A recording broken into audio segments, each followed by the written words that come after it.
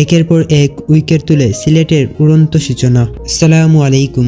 হ্যাঁ দর্শক, সিলেট স্বপ্নের মতন শুরু করেছে আজকের ম্যাচ। আজ ইনিংসের প্রথম বলেই উইকেট তুলে নেন মোহাম্মদ আমির। নোয়াখালী এক্সপ্রেসের ওপেনার বুঝতে না পেরে ক্যাচ তুলে দেন, আর সেটা তালুবন্দি করতে একটু বেগ পেতে হয়নি পারভেজ হোসেন ইমনের। প্রশংসার দাবিদার পারভেজ হোসেন ইমন দারুণ ক্যাচ নিয়েছেন। বাজ পাখির মতন ঝাঁপিয়ে পড়ে ক্যাচটি তালুবন্দি। দ্বিতীয় ওভার করতে আসেন সিলেটের গড়ের ছেলে খালেদ আহমেদ। এসেই বাজিমাত। প্রথম বল ডট, দ্বিতীয় বলে বিধ্বংসী হাবিবুর রহমান সুহানকে ক্যাচ বানিয়ে ফিরিয়ে দেন, আর সেটা উইকেট কিপার পারভেজ হোসেন ইমন লুফে নিতে একটুও বেগ পেতে হয়নি।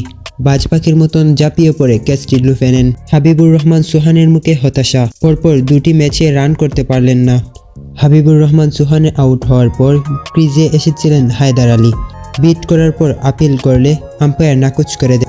মেহেদী হাসান মিরাজ রিভিউ নেন, আর সেটাতে তিনি সফল হন।